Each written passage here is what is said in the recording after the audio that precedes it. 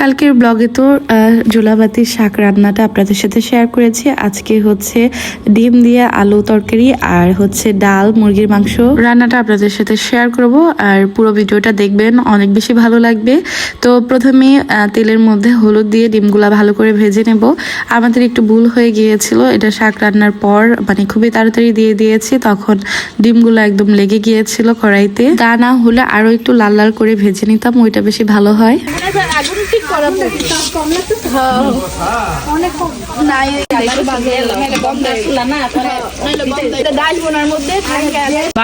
মজা খিচুড়ি আলাদা।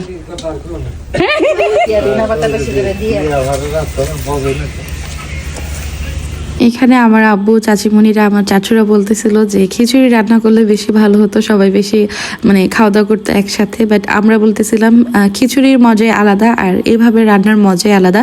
সত্যি কথা, খিচুড়ির মজা হচ্ছে অন্যরকম। খিচুড়ি বড়রা বা বেশি পছন্দ করে আর বাচ্চারা হচ্ছে এরকম খাবারটাই বেশি পছন্দ করে।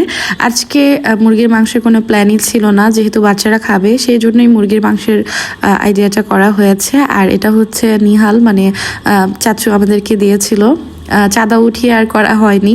আর চালটা হচ্ছে মা দিয়েছিল, বলতেছিল যে সবার বাসায় চাল নিয়ে আসলে ভাত মানে ভালো লাগবে না, তো মা চাল তারপর হচ্ছে অন্যান্য সব কিছুই দিয়েছে। আর যেগুলো নেওয়ার ওগুলো তো আমরা সবার বাসা থেকে নিয়ে এসেছিলাম, আর সবাই সব কিছুই দিয়েছিল। এরপর রান্না করার পর সবাই যখন একসাথে খাবে তখন আর বেশি মজার হবে। তো পুরো ভিডিওতেই আপনাদের সাথে শেয়ার করব সবার খাওয়া দাওয়া আর কোথায় বসে খেয়েছিলাম। গতবার তো আমরা যখন জোলাপাতি খেলেছিলাম তখন হচ্ছে কলা পাতার মধ্যে খেয়েছি। এখন মানে এবারও প্ল্যান ছিল, বাট পরে আর হয়ে ওঠে নাই। তো এখানে পেঁয়াজ রসুন ভালো করে ভেজে, ডাল দিয়ে এটা ভালো করে ভেজে তারপর হচ্ছে ভুনা করব। পাতলা ডাল কিন্তু ওইরকম পিকনিকে ভালো লাগে না, ভুনা টাইপের ডালই বেশি ভালো লাগে। তো প্রথমে শাক রান্না করেছিলাম, এরপর হচ্ছে ডিম, এরপর হচ্ছে ডাল, এরপর হচ্ছে মুরগির মাংস। আর এদিকে গ্যাসের চুলাই ভাতটা রান্না করা হয়েছে, যেহেতু লেট হয়ে যাবে। আসলে আমরা সকালে সব কিছু কাটাকাটি করা বা সবকিছু রেডি করতে করতে অনেক বেশি লেট হয়ে গিয়েছে, এই কারণে। আর মাটির চুলায় তো একটা চুলায় রান্না করা হয়েছে যেন তাড়াতাড়ি হয়, এই কারণে শুধু ভাতটাই গ্যাসের চুলায় রান্না করা হয়েছে। আর বাকি সব ডিম সিদ্ধ থেকে শুরু করে সব কিছু মাটির চুলায় রান্না করা হয়েছে, এই কারণে টেস্ট কিন্তু আরো বেশি ভালো হয়। তো এখানে আমরা সবাই অনেক গল্প করতেছিলাম, এর মধ্যে দাদিরা চাচিরা সবাই ছিল, সবাই এসে দেখতেছিল। আসলে কড়াইটা কিন্তু অনেক বড় ছিল, আপনারা দেখতেই পাচ্ছেন।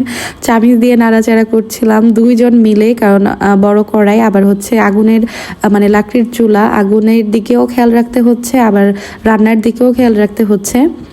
কষ্ট হলেও এটার মধ্যে অন্যরকম একটা মজা। আমি যখন বাবার বাসায় যাই, আমি আর তানজিলা যখন বাবার বাসায় যাই, তখন সব বাচ্চারা এরকম ঝোলাবাতি বা আমরা যখন নামাই মানে বাসার নিচে যাই তখনও সবাই যায়, তখন অনেক বেশি ভালো লাগে। এর মধ্যে দেখেন ফাতেমা বেবি একদম রেডি হয়ে চলে আসছে, ও এরকম ভাবেই পুরো ঝোলাবাতির মধ্যে ছিল, খাবার খেয়েছে।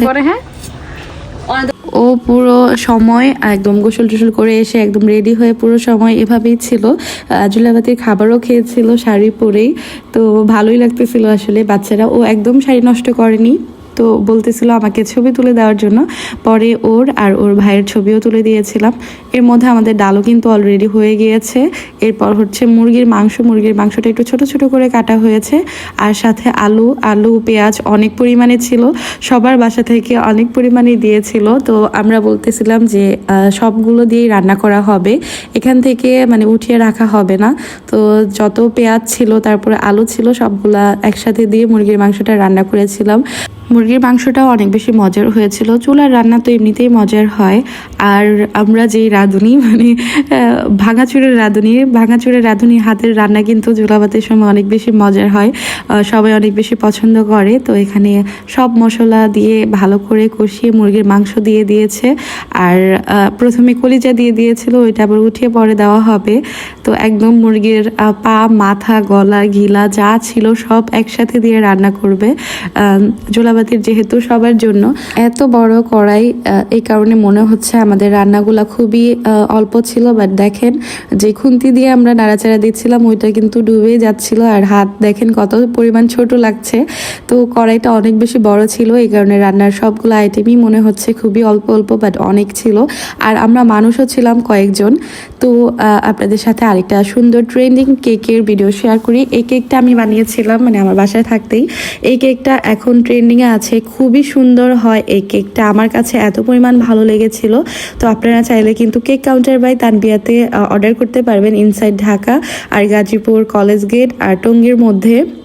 কেকটা কিন্তু খুবই সুন্দর ছিল, কালার কম্বিনেশন। এই কেকের রিভিউ এত সুন্দর দিয়েছিল, আমার খুবই ভালো লেগেছিল। কেকটা বানানোর পর আমার নিজের কাছে অনেক বেশি ভালো লাগতেছিল।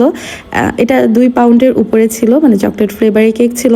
আপনারা চাইলে কিন্তু সেম ডিজাইনের যে কোনো ফ্লেভারের কেক বানাইতে পারবেন, মানে অর্ডার করতে পারবেন। অবশ্যই 3 দিন বা 4 দিন আগে অর্ডার করবেন, এখন একটু রাশ আছে।